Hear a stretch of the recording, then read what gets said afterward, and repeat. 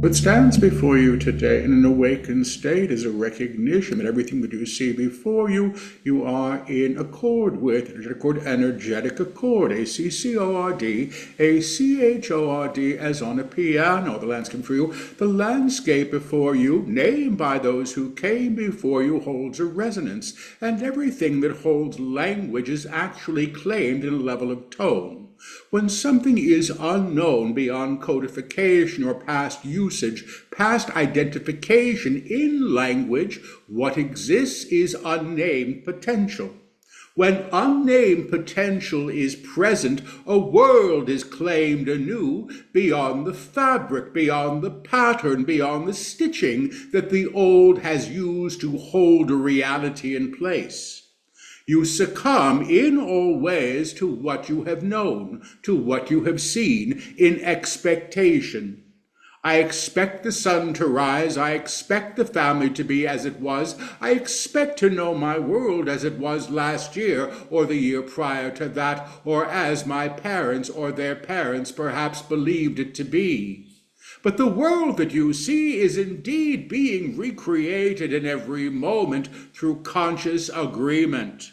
The application of conscious agreement is known in expectation. I expect the lawn to be green, it is green, and the lawn is green in your expectation. Your realization that the fabric of reality is altered through consciousness is coming as it can be held. And what that means is, as you shift to a level of agreement, to potential, to what may be known beyond the old names and the old ways of identifying, you can become available to a schemata, to an environment, to an awareness of reality that actually is already present, but unclaimed, unseen, and unrecognized. Humanity itself is in broadcast. Each of you individually is operating at a level of tone. When the tone is in agreement, one neighbor to the next, one has a reality that is supported by collective agreement and name. This is our town, this is our world, this is what we expect to see. When you understand that the intonation of consciousness supports the reality that is currently expressing, with its highs and lows and in-betweens, you can and must begin to understand that you are operating collectively with a vast potential for the world itself to be reseen and reknown beyond the codified systems of understanding. What you have been taught to expect. What you have been taught to expect has its place. The lawn you walk upon may indeed be green, but it also may be something other.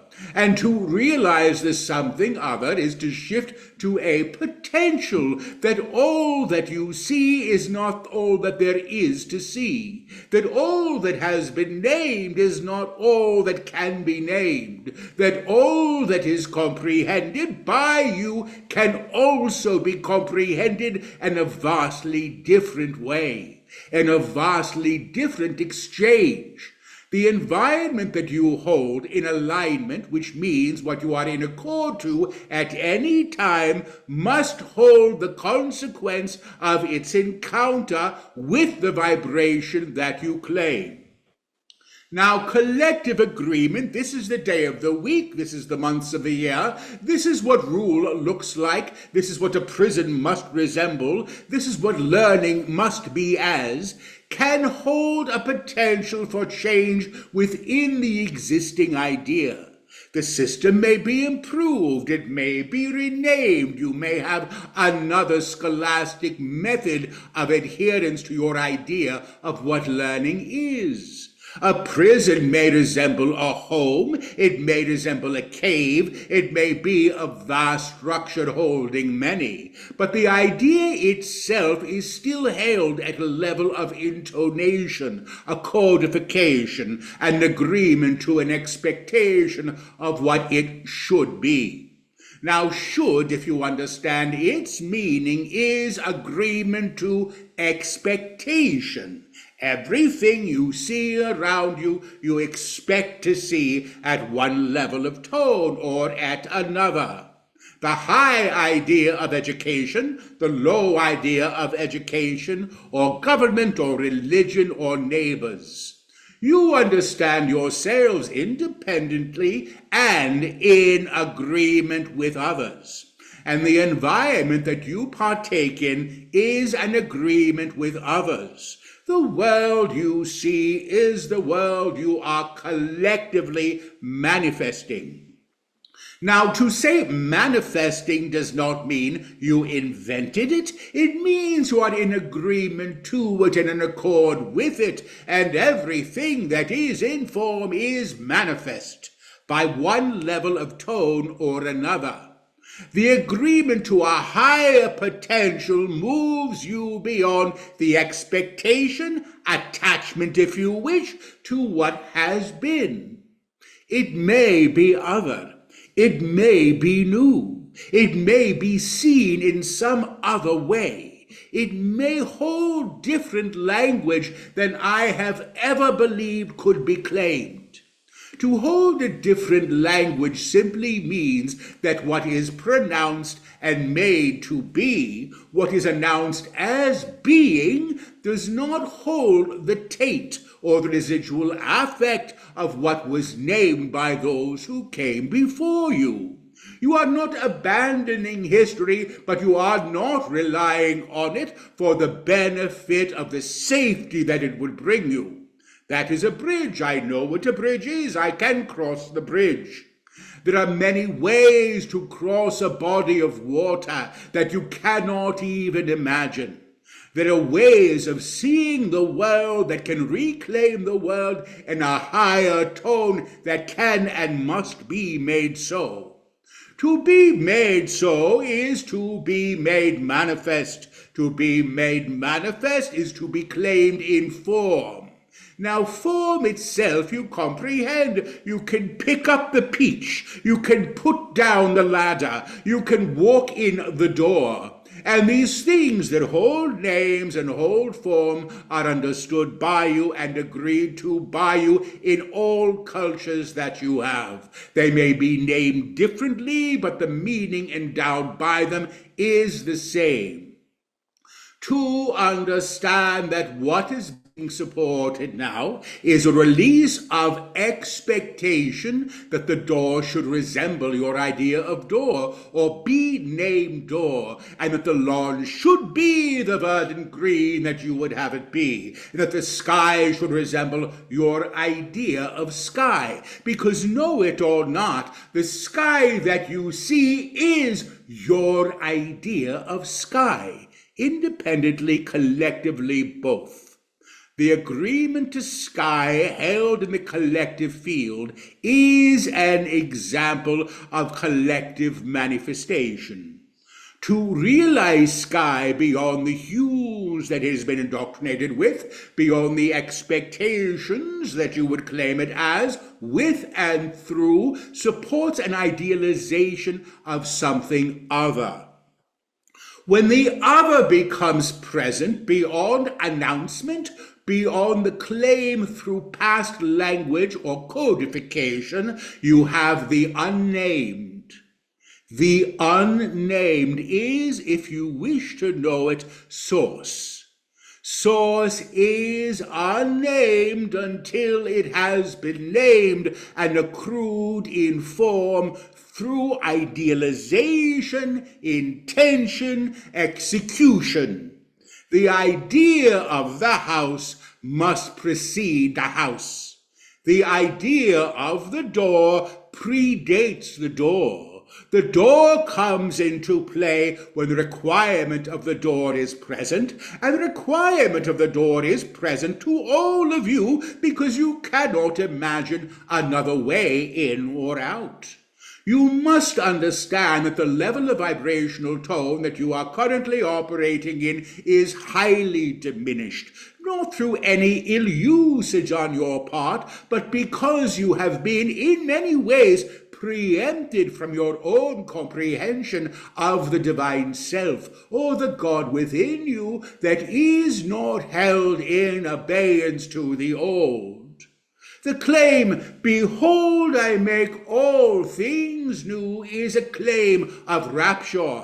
It is a claim of acknowledgement of potential. And new does not mean better. New simply means what has not yet been known. The seed for the new has not yet been planted and grown into what can be understood and comprehended beyond the old systems of what can be claimed. "I am in my knowing" is a claim that we have authorized you to be working with. It is the monad or the divine self, the I am, that claims this "I am in my knowing." But if the knowing that you are seeking is still predated through the past issuance of expectation, all you will get is a different looking door, a different looking lawn, but you will still have the artifact of the old with your limited agreement to what it can be. When you understand that the monad or the divine self come as each of you holds its own purview beyond your idea in limitation of time and space or structure, even what things should be to resemble what they have been, when you understand that you have amplitude at the level of the monad to become creative, you will stop limiting yourselves and your experience. Source itself can be named as anything you wish, but each time you seek to name God, you adhere to a limitation. The Buddha, the Jesus, the one who flies across the ocean with wings, all wondrous ideas, perhaps, of God and useful, utilitarian, and holy, yes. We will not diminish their authority and their power. We will simply say that the naming of them, while it gives you a relationship to them that may support your requirements for a God, also supports the limited sense that you must hold. A God that is other, a God that is elsewhere. And when you begin to see the very truth of the teaching, "I am in God, I am with God, I am of God," God itself moves beyond the small self's personification of it, the God that she can manage, the God that likes her to pray on Sunday, the God that likes her to tithe, the God that requires she pray so many times a day, the God of her parents or grandparents or anyone other. The God that you hold within your heart knows no religion, has been there before you, will be there beyond the idea that you hold of you, and beyond any name God has ever known. I have come, I have come, I have come. The claim of the upper room. From the upper room, the monad, the divine self, call it whatever you wish, the God within you in its announcement seeks to reclaim itself through your experience, your senses, the things that you see before you, the things that have been named to support you in your relationship to what cannot be named. When the idea of God itself moves to the nameless, the unannounced but what simply is, you are in presence. When you are in presence, simply in, as of, with presence, when the scale, the vibration that you are aligned to is God, the escalation of the personal self, the idealized self, if you wish, the monad expressing through the human being that you know yourself as, is actually altered, and the fabric of your experience is other than you have known. Other is the appropriate word. Not better, not more refined, not more spiritual. Those are the personality's ways of escalating the importance of the personality. I am evolved. I am ascended. I know better than she does. I pray this way. I know God. He does not know God. I am far more equipped to the task of prayer or knowing or being. God within you simply is. It simply is. God beyond you simply is, beyond the name God or the idea of God that you have utilized. Now, while you may utilize the name gods for as long as you require them, as a ladder that you may walk up, any named God, and this is terribly important that you understand it, any named God would not seek you to be subservient to it at the cost of the great God or the God that exists beyond the named gods that are basically the ideas that humanity has utilized to claim relationship to Source. The Christ within you, if you wish to call it that, the eternal light within you, if you wish to name it that, the monad, if you prefer that, is of Source regardless of how it is named.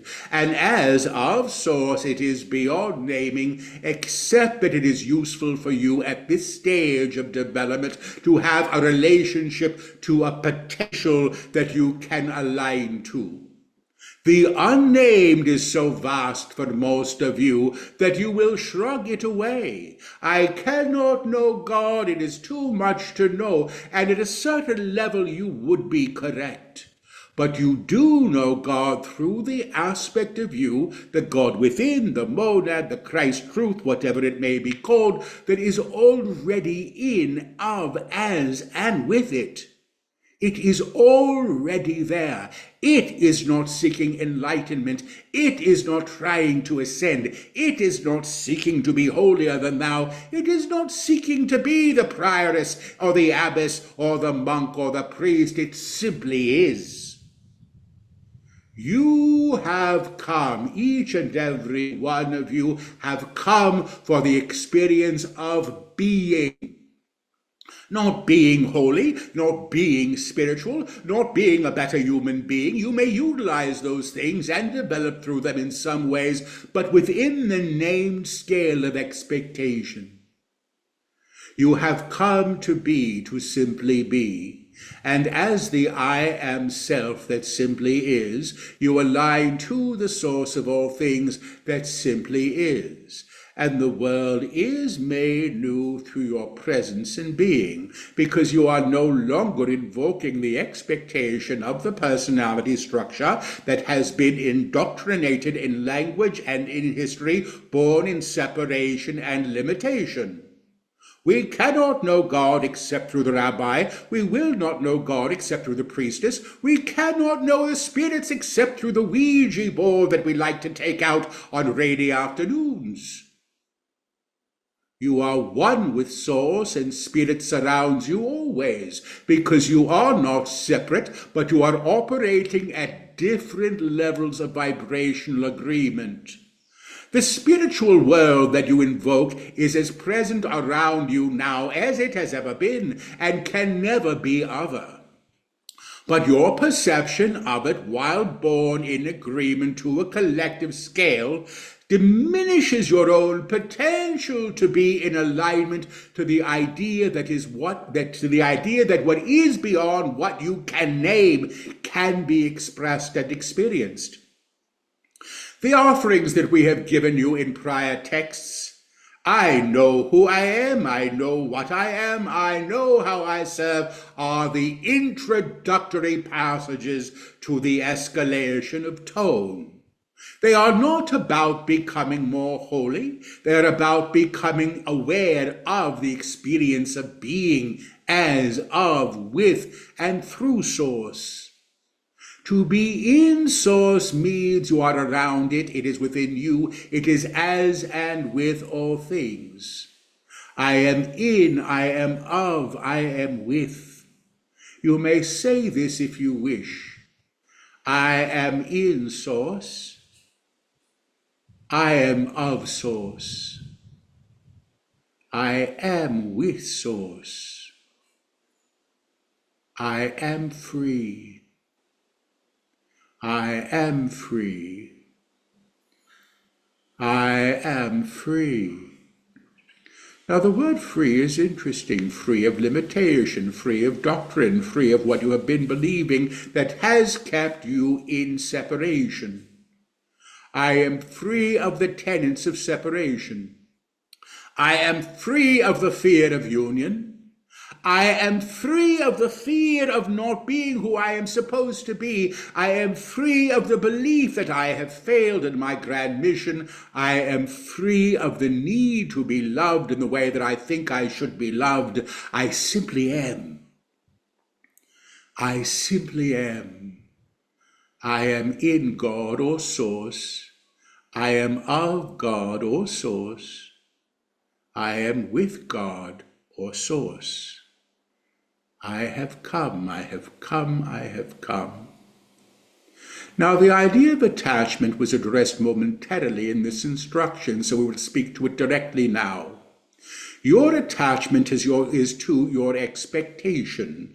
I expect him to be faithful. I expect her to come to dinner when she's invited. I expect my children to clean the room. I expect. And these expectations serve as a broadcast that you support a manifestation with. And your disappointment at your expectations not being met is much of the pain that you experience. I wanted him to live longer. I wanted a happier schooling. I wanted better parenting. I wanted to be loved. In fact, you are loved and you are well as you are. But the idea that you are not supports the idea of separation and the codification of what it means to be well and happy and loved, the systems that you accrue to support those beliefs. I should have the job I want. I should have the spouse. I should be in a country that does what I think it should. I should never be in war, and I should never have to look or think about it. Are the ideas of the personality structure condemning what she sees? And when you condemn what you see, you damn it. And what you damn damns you back, and that becomes the co-resonant field that you are co-creating from and with. And still it must be so. You are in God, you are of God, you are with God, or Source, or everything. Simply everything. I am free. I am free. I am free. We would invite you to say these words with us if you wish. On this night I claim that I will make the allowance, that I will release the idea of what should be, has been, must be, in order to receive the gift of what may come unknown, unnamed, unbiased, and untainted by fear. I am willing to receive the gift of knowing by allowing the unknown to become present. I am willing to perceive the source of God, or source, or whatever you wish to call it. I am willing to perceive what is beyond me as of the highest record, the highest tone, the highest note that I may align to. I say yes to what is before me. And as I say these words, I say what is always true. I am in my being. I am in the upper room. I have come, I have come, I have come. Behold, I make all things new. It will be so. God is, God is, God is. It is. It is. It simply is. Thank you each for your presence. Stop now, please.